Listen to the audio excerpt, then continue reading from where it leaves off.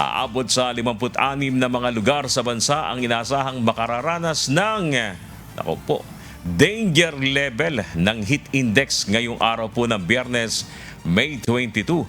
Batay po sa forecast ng Pag-asa, aabot sa 42 degrees Celsius hanggang sa 45 degrees Celsius ang maaring maranasang damang init ngayong araw. 45 degrees Celsius sa Dagupan City, Pangasinan, Apari, Cagayan, Tuguegarao City, Cagayan, Baler, Aurora, San Ildefonso, Bulacan, Sangli Point, Cavite City at Alabat, Quezon. Habang 44 degrees Celsius naman sa Naiya sa may Pasay City, Kasiguran, Aurora, CLSU Muñoz, Nueva Ecija, Subic Bay, Olongapo City, Kamiling, Tarlac, Ambulong, Tanawan, Batangas, Infanta, Quezon, San Jose Occidental, Mindoro, Dumangas, Iloilo, Siquijor, Catarman, Northern Samar, Giwan, Eastern Samar, Maasin, Southern Leyte. Samantala, 43 degrees Celsius naman po yung damang init dyan sa may Lawag City at Batac, Ilocos Norte.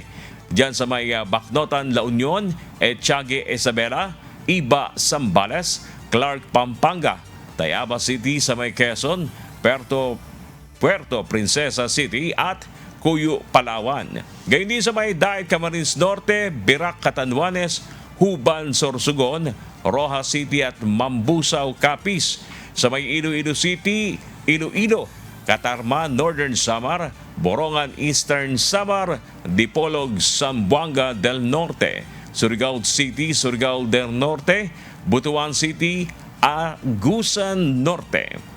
42 degrees naman po 42 degrees Celsius ang mararamdamang init dyan sa may Science Garden sa Quezon City, Sinait, Ilocos Sur, Calayan, Cagayan, Basco, Batanes, Bayumbong, Nueva Vizcaya, Hacienda Luisita sa may Tarlac City, Calapan Oriental, Mindoro, Coron at Aborlan, Palawan, kasama ng Legazpi City, Albay, Masbate City, Pili, Camarines Sur, La Carlota, Negros Occidental, Tacloban City, Leyte, Baybay, Leyte at Hinatuan, Surigao del Sur. Habang may 19 na lugar rin ang maaaring makaranas ng extreme caution ng heat index na abot sa 35 hanggang 41 degrees Celsius.